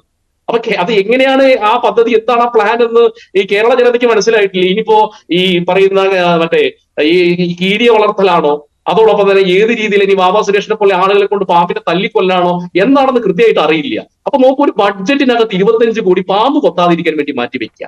അപ്പൊ ഇതൊക്കെ കൺസൾട്ടൻസി ആളുകളെ വെച്ചുകൊണ്ട് ബഡ്ജറ്റിന്റെ 70ഓളം പദ്ധതികളാണ്. ഞാൻ കൃത്യമായിട്ട് പറയാം, 70ഓളം പദ്ധതികളുടെ 1 കോടി മുതൽ 5 കോടി വരെയാണ് അലോക്കേഷൻ എമൗണ്ട്. അപ്പൊ ഇത് എന്തിനു വേണ്ടിയിട്ടാണ് ചെയ്യുന്നത്? അപ്പൊ കേരളത്തിലെ ജനങ്ങളെ വഞ്ചിച്ചുകൊണ്ടുള്ള ഒരു ബഡ്ജറ്റാണ് ഞങ്ങൾ ഇതിനെ കാണുന്നത്. ഇതിന് യാതൊരു ശാസ്ത്രീയതയില്ല. ഇപ്പൊ നിങ്ങൾ നോക്കും, നമ്മൾ ബഡ്ജറ്റ് നടക്കുന്ന സമയത്ത് നമ്മൾ മുൻ ബഡ്ജറ്റിനെ ഒന്ന് നമ്മൾ എപ്പോഴും അങ്ങനെ സോഷ്യൽ ഓഡിറ്റിന് വിധേയമാക്കണമല്ലോ. മുൻ ബഡ്ജറ്റിനകത്ത് 3 പദ്ധതികൾ, ആ 3 പദ്ധതികൾ സർവ്വസാധാരണക്കാരായിട്ടുള്ള ജനങ്ങൾക്ക് വേണ്ടിയിട്ടുള്ളതാണ്. ഒന്നാമത്തെ പദ്ധതിയുടെ പേരാണ് പുനർഗേഹം പദ്ധതി. ഇത് ഈ തീരദേശ മേഖലയിലെ മത്സ്യത്തൊഴിലാളികൾക്ക് വേണ്ടിയുള്ള പദ്ധതിയാണ് പുനർഗേഹം പദ്ധതി. കഴിഞ്ഞ സർക്കാർ പറഞ്ഞ 7000 വീടുകൾ നിർമ്മിച്ചു കൊടുക്കുക എന്നാണ് പറഞ്ഞത്. ഒരു വീട് പോലും പുനർഗേഹം പദ്ധതിയിൽ നിർമ്മിച്ചു കൊടുത്തിട്ടില്ല. രണ്ടാമതാണ് നവകിരണം പദ്ധതി. ഇത് ആദിവാസി വിഭാഗത്തിൽപ്പെട്ട ആളുകൾക്ക് വീട് വെക്കാനാണ്. 784 ആദിവാസി വിഭാഗത്തിൽപ്പെട്ട ആളുകൾക്ക് വീട് വെച്ച് കൊടുക്കുമെന്നാണ് കഴിഞ്ഞ ബഡ്ജറ്റിനകത്ത് പറഞ്ഞത്. 4000-ഓളം അപേക്ഷകൾ ഇപ്പോഴും കെട്ടിക്കിടക്കുകയാണ്. ഇനി നോക്കൂ നിങ്ങൾ, ഈ പഴയ ഏറ്റവും കൂടുതൽ അധസ്ഥിത വിഭാഗം ജീവിക്കുന്ന 1,00,000 വീട് കോളനികൾ, ആ 1,00,000 വീട് കോളനികളുടെ ഒരു പദ്ധതിയാണ് അവർക്ക് പുതിയ വീട് നവയുഗം പദ്ധതി. ഈ നവയുഗം പദ്ധതി പ്രകാരം അവർക്ക് പുതിയ വീടുകൾ, ഒരു വീട് പോലും പണിതിട്ടില്ല. അപ്പൊ നമുക്ക് കഴിഞ്ഞ ബഡ്ജറ്റിനകത്തും ഇതുപോലെ പണം വിലയിരുത്തി, ഈ ബഡ്ജറ്റിനകത്തും പണം വിലയിരുത്തി. ഇവിടെ ചെയ്യുന്നത് എന്താണ്? ഈ പണമൊന്നും പ്രഖ്യാപനങ്ങൾ മാത്രമായി നിൽക്കുകയും കൺസൾട്ടൻസികൾക്ക് പണമടിക്കാനുള്ള ഒരു ഉപാധിയായിട്ടാണ് ബഡ്ജറ്റിനെ ഈ സർക്കാർ കാണുന്നത്. അപ്പൊ അതിനെയാണ് ഞങ്ങൾ എതിർക്കുന്നത്. അതുകൊണ്ടാണ് ശ്രീമതി മേരി ജോർജ് ഇനി 16ാം ധനകാര്യ കമ്മീഷന്റെ അവാർഡിലേക്ക് വരികയാണ്. കൂടുതൽ മെച്ചപ്പെട്ട വിഹിതം കിട്ടുമെന്നുള്ള പ്രതീക്ഷ സംസ്ഥാന സർക്കാരിനുണ്ട്, അത് ബജറ്റിൽ പറയുന്നുമുണ്ട്. പക്ഷേ കേരളം പുരോഗതിയുടെ പാതയിലാണ്. മറ്റ് സംസ്ഥാനങ്ങളെക്കാൾ പുരോഗതി കൈവരിച്ചിട്ടുണ്ട് കേരളം. അതിന് നീതി ആയോഗിന്റെ അഭിനന്ദനം പോലും കിട്ടിയിട്ടുള്ള സംസ്ഥാനമാണ് കേരളം. അങ്ങനെ വരുമ്പോൾ ഈ ധനകാര്യ കമ്മീഷന്റെ മാനദണ്ഡം അനുസരിച്ച് കേരളത്തിന് 15ാം കമ്മീഷനിൽ നിന്ന് വ്യത്യസ്തമായി എന്ത് 16ാം കമ്മീഷനിൽ നിന്ന് പ്രതീക്ഷിക്കണം?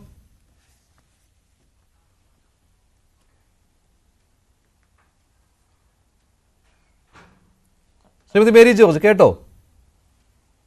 തീർന്നതാണ്. ഇല്ലല്ല, കേട്ടോ താങ്കൾ?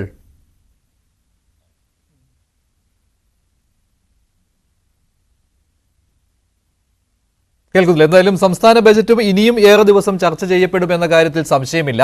കേന്ദ്രം അവഗണിക്കുന്ന സമയത്തും ആ അവഗണന മറികടന്നുകൊണ്ട് ഒരു വികസനത്തിന്റെ പാതയിലേക്ക്, അല്ലെങ്കിൽ അതിൽ നിന്ന് കരകയറുന്ന ഒരു പാതയിലേക്ക് കേരളം എത്തിപ്പെട്ടിരിക്കുകയാണ് എന്നാണ് ധനമന്ത്രി ബജറ്റ് അവതരണത്തിൽ പ്രഖ്യാപിച്ചത്. നന്ദി. ചർച്ചയിൽ പങ്കെടുത്ത എല്ലാവർക്കും. ഇന്നത്തെ പ്രൈം ഡിബേറ്റ് അവസാനിക്കുകയാണ്. നന്ദി.